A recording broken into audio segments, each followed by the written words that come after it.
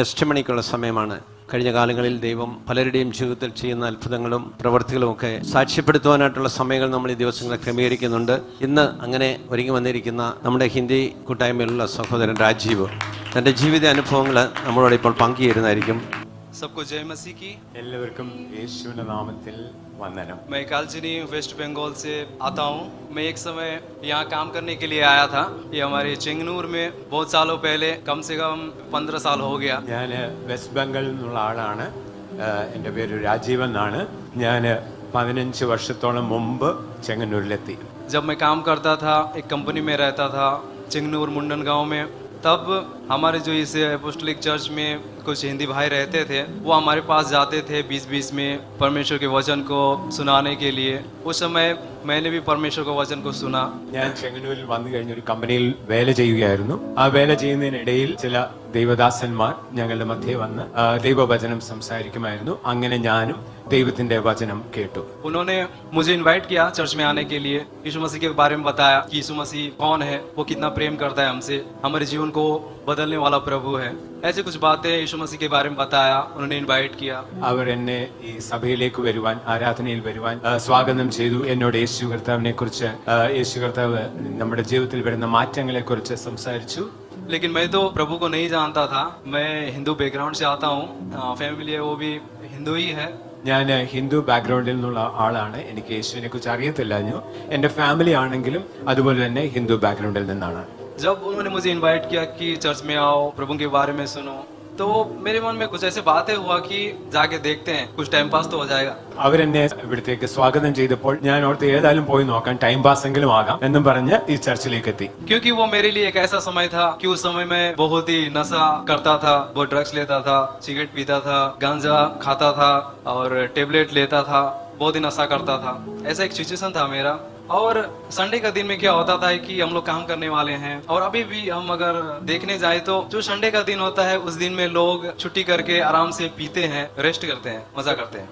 ഞങ്ങൾ ജോലി ചെയ്യുന്ന ആൾക്കാരായതുകൊണ്ട് സൺഡേ ഞങ്ങൾ നോർമലി ആസ്വദിച്ച് എൻജോയ് ചെയ്യുന്ന ദിവസങ്ങളായിരുന്നു. എന്നാൽ അതേസമയം ഞാൻ ഒരു അടിമയായിരുന്നു. ഡ്രഗ്സിനും കഞ്ചാവിനും അങ്ങനെയുള്ള നശ നൽകുന്ന വസ്തുക്കൾക്ക് അടിമയായ ഒരു വ്യക്തിയായിരുന്നു. സിഗരറ്റ് അങ്ങനെ പലവിധമായ കാര്യങ്ങൾക്ക് അടിമയായിരുന്നു. इसलिए मैंने सोचा कि चलो चर्च में ही जाते हैं, कुछ पैसा तो बच जाएगा। अगर हम चर्च में जाते तो कोई दोस्त से नहीं मिलेंगे, तो पैसा खर्चा होने से बच जाएगा, तो अच्छी बात है, टाइम पास भी हो जाएगा। तो ये सोच के मैं चला आया चर्च में। ഞാൻ ചർച്ചിൽ വന്നപ്പോൾ ഞാൻ ഓർത്ത് ഏതായാലും സൺഡേ വീട്ടിൽ ഇരുന്നില്ലേ, കുറച്ച് പൈസയെങ്കിലും സേവ് ചെയ്യാൻ പറ്റുമല്ലോ. അങ്ങനെ ഒരു ചിന്തയിലാണ് ചർച്ചിലേക്ക് വന്നത്. कुछ 1-2 बार आया। उसके बाद में हमारे पापा हैं पास्टर अजीत, वो भी थे। उस समय क्या हुआ, हम कुछ हिंदी वाले थे वहाँ पे, तो पापा ने कहा कि तुम लोग यीशु को विश्वास करते हो? तो हम लोग जितने थे हाँ तो कहा, लेकिन मैं मन ही मन सोच रहा था, मैंने मन ही मन कह रहा था विश्वास तो नहीं करता हूँ, लेकिन अगर अभी यहाँ नहीं कहूंगा तो भी एक बेइज्जती वाला बात हो जाएगा, तो लोगों को अच्छा नहीं लगेगा। ഞാനൊരു ദിവസം ചർച്ച് വന്നപ്പോൾ പാസ്റ്റർ അജിത്തും ഉണ്ടായിരുന്നു. അപ്പം പാസ്റ്റർ അജിത്ത് ഞങ്ങളെ ഹിന്ദിയിലുള്ള എല്ലാവരോടും ചോദിച്ചു, നിങ്ങൾ യേശുവിൽ വിശ്വസിക്കുന്നുണ്ടോ? എന്നാൽ ഞാൻ എൻ്റെ ഉള്ളിൽ, ഞാനും പറഞ്ഞു വിശ്വസിക്കുന്നുണ്ടെന്ന്, എന്നാൽ എൻ്റെ ഉള്ളിൽ എനിക്കറിയാം ഞാൻ വിശ്വസിക്കുന്നില്ല. വിശ്വസിച്ചില്ലെന്ന് പറഞ്ഞു കഴിഞ്ഞാൽ ഇവരെന്ത് ചിന്തിക്കും, ആ ഒരു ചിന്തയിലാണ് ഞാൻ വിശ്വസിക്കുന്നതെന്ന് പറഞ്ഞത്. लेकिन मुझे मालूम नहीं था कि मैं जो सोच रहा हूँ कि चलो हाँ कह देता हूँ, लेकिन शायद वो हाँ कहना परमेश्वर की ओर से था होगा।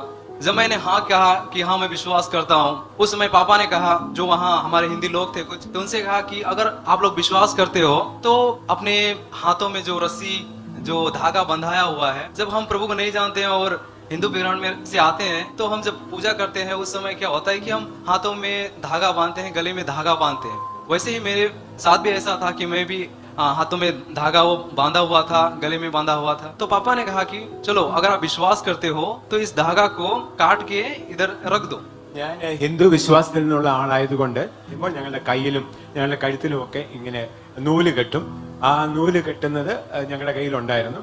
അപ്പൊ ഞാൻ യേശുവിനെ വിശ്വസിക്കുന്നെന്ന് പറഞ്ഞ് ഞാനിപ്പോൾ ചിന്തിക്കുന്നത് അത് ഞാനല്ല, ദൈവം എന്നെ കൊണ്ട് പറയിപ്പിച്ചതാണ്. കാരണം പാസ്റ്റർ ഒന്ന് പറഞ്ഞു, പപ്പ പറഞ്ഞു, നിങ്ങൾ യേശുവിൽ വിശ്വസിക്കുന്നുണ്ടെങ്കിൽ ഈ നൂലുകളെല്ലാം മുറിച്ച് ഈ ടേബിളിൽ വെക്കുക. रखने के बाद में पापा ने हाथ रख के प्रार्थना किया सबके लिए, मेरे लिए भी प्रार्थना किया।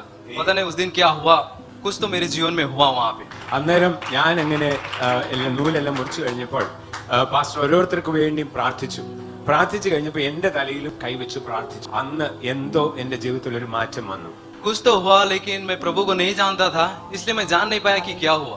फिर चर्च खत्म होने के बाद में मैं अपने रूम पे गया। जैसे रूम पे गया वैसे ही मेरे दोस्त वहाँ पे पीने के लिए बैठे हुए थे, बोतल रखा हुआ था और जब कहते हैं कि बोतल के साथ अगर कहा जाए तो चखना वो भी रखा हुआ था, चॉक्स कहते हैं।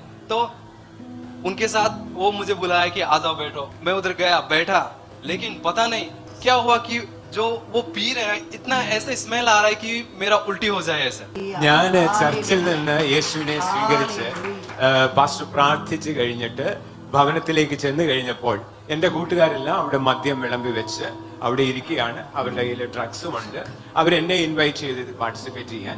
ഞാൻ അത് കുടിക്കാനായിട്ട് അതിന്റെ അടുത്തോട്ട് ചെന്ന് അതിന്റെ സ്മെല്ല് കേട്ടപ്പോൾ തന്നെ എനിക്ക് ഛർദ്ദിക്കുവാൻ ഉള്ള മനസ്സ് വന്നു. അത് കുടിക്കുവാൻ ഒരു മനസ്സ് എന്നിൽ വന്നില്ല. मैं वहाँ बैठ के चखना तो खाया उनके साथ, लेकिन मैं पी नहीं सका। कोशिश तो किया लेकिन पी नहीं सका। वही मेरे जीवन का एक ऐसा बदलाव था, पता नहीं उस प्रार्थना में क्या था कि मेरे जीवन को बदल दिया। അന്ന് അവിടെ വെച്ചിരുന്ന സാധനം ഞാൻ കഴിച്ചെന്നാൽ കുടിക്കാൻ പറ്റിയില്ല. മദ്യം എന്റെ വായുടെ അടുത്തോട്ട് കൊണ്ടുപോകാൻ പോലും പറ്റിയില്ല. എന്തോ എന്റെ ജീവിതത്തിൽ ദൈവം അന്ന് ചെയ്തു. कम से कम 12-13 साल हो गया, अभी तक मैं नहीं पिया हूँ, मैं छुआ भी नहीं हूँ। ഇപ്പോൾ 13-14 വർഷമായി ഇതുവരെ ഞാൻ മദ്യത്തെ വീണ്ടും തൊട്ടിട്ടില്ല. मैं सब पीता था, सिगरेट भी पीता था कि पी के जलाता भी था। अभी भी ये निशान है यहाँ पे। कुछ 12-13 सिगरेट पी के मैं अपने हाथों में जलाया था। മദ്യം കുടിച്ചിട്ടും സിഗരറ്റ് വലിച്ചിട്ടും അത് കഴിഞ്ഞിട്ട് ഒരു 12 സിഗരറ്റ് ഒക്കെ വലിച്ചു കഴിയുമ്പോഴത്തേക്ക് കയ്യേല് അതിന് പാടിപ്പോഴും കാണുന്നുണ്ട്. ഈ സിഗരറ്റ് വെച്ച് കൈയും ഈ കുത്തി കത്തിക്കുമായിരുന്നു. लेकिन परमेश्वर ने उस जगह से मुझे निकाला। യേശു കർത്താവ് എന്നെ ഈ ബന്ധനത്തിൽ നിന്ന് വിടുവിച്ചു. ഹല്ലേലൂയ. परमेश्वर ने बड़ा एक चेंज, एक छुटकारा मेरे जीवन में दिया എന്റെ ജീവിതത്തിൽ വലിയൊരു മാറ്റം യേശു കർത്താവ് കൊണ്ടുവന്നു. और मेरा जीवन बदल गया। ഞാൻ മുഴുവനായി മാറി.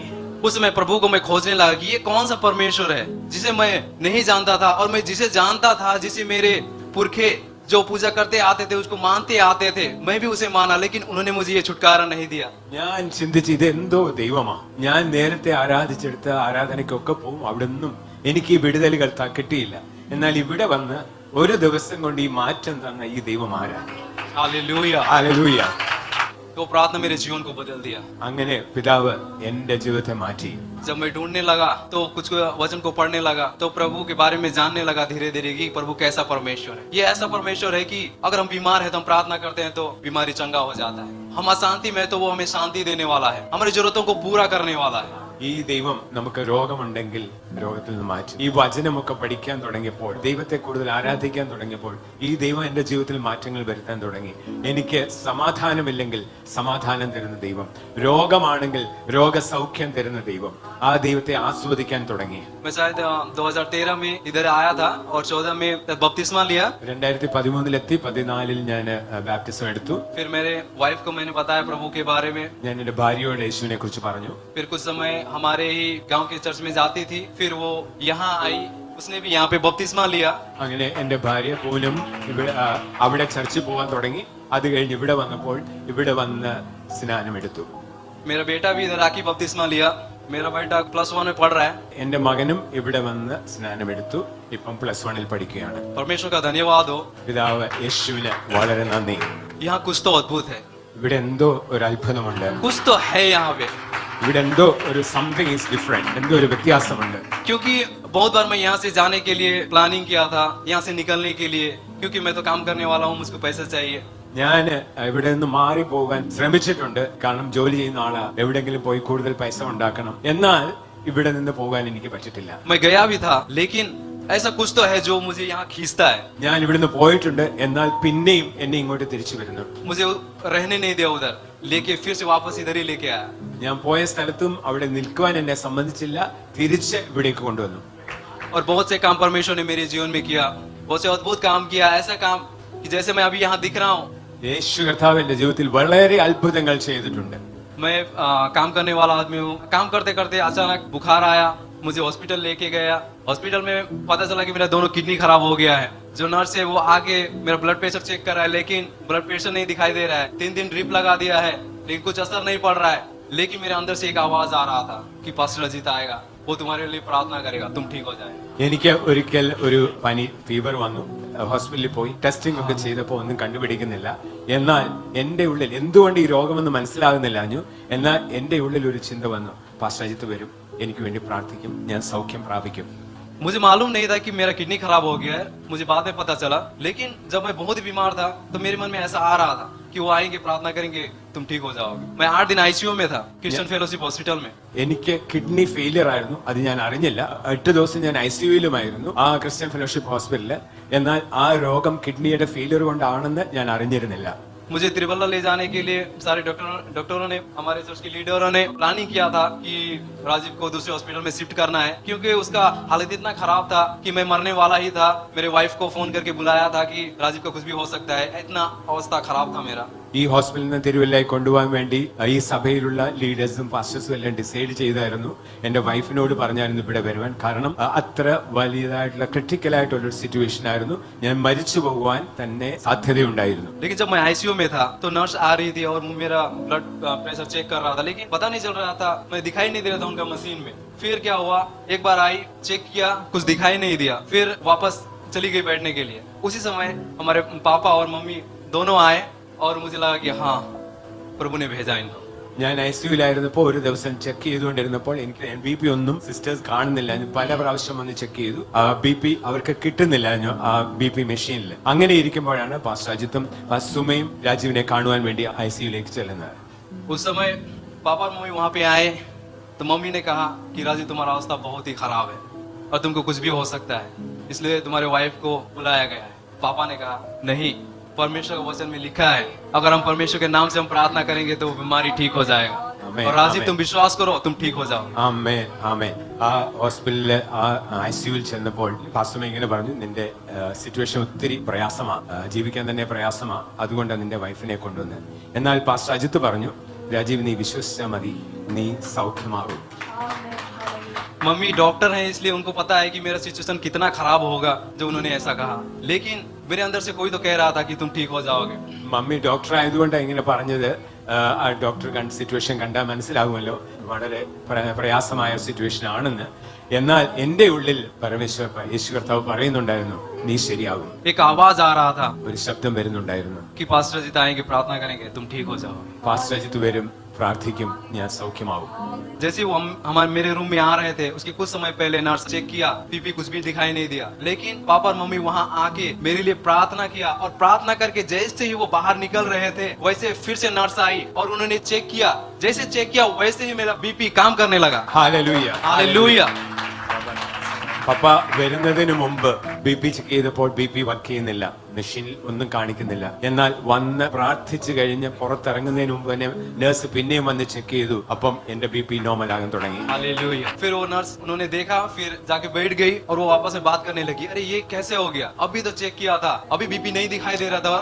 वो जो 2 लोग आए थे, क्या प्रार्थना किया कि उनके जाने के बाद बीपी दिखाने लगा, ये कैसे हो गया। ആ നഴ്സുമാര് ഉടനെ തമ്മിൽ സംസാരിക്കാൻ തുടങ്ങി. BP നേരത്തെ ഒന്നുമില്ലാഞ്ഞല്ലോ, ഇതിപ്പോഴെങ്ങനെ വർക്ക് ചെയ്യാൻ തുടങ്ങി. ഈ രണ്ടുപേര് വന്ന് അവരെന്തുവാ പ്രാർത്ഥിച്ചത്, അവന്റെ ജീവൻ തിരികെ വന്നിരിക്കുന്നല്ലോ.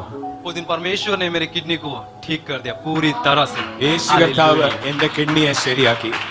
और जब मैं हॉस्पिटल से ठीक होके जाने वाला ही था, फिर पता चला कि मेरा हार्ट भी वीक हो गया। ഞാൻ ഹോസ്പിറ്റലിൽ നിന്ന് ഡിസ്ചാർജ് ആവേണ്ട ടൈമിൽ പിന്നെയും മനസ്സിലായി എന്റെ ഹാർട്ട് വീക്ക് ആണെന്ന്. उसको भी परमेश्वर ने ठीक कर दिया യേശു കർത്താവ് അതും സൗഖ്യമാക്കി. और ठीक होने के लिए बहुत दिन नहीं लगा, बस एक दिन में इम्प्रूवमेंट होते गया।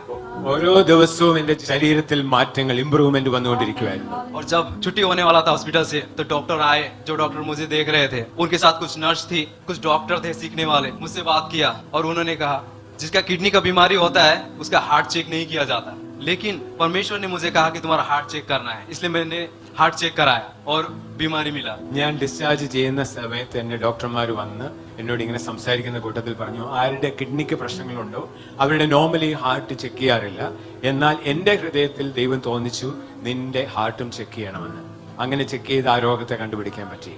फिर उस डॉक्टर ने कहा कि उन जो नर्स थी और डॉक्टर थे उनको कहा ये जो ठीक हुआ है ये मेरे दवाई से नहीं बल्कि इसके परमेश्वर ने इसे ठीक किया। ആ ഡോക്ടർ പിന്നെ അവിടെ ഉള്ളവർ നഴ്സിനോടും മറ്റുള്ളവരോടും പറഞ്ഞു, ഇവൻ സൗഖ്യമായത് എന്റെ മരുന്നുകളാലല്ല, പിന്നെയോ ദൈവം അവനെ സൗഖ്യമാക്കിയതാണ്. Praise God. परमेश्वर ने गवाही दिया उनके बीच में कि परमेश्वर ने ठीक किया. ഇത് യേശു കർത്താവിന്റെ ഒരു ടെസ്റ്റിമണി അവിടെ.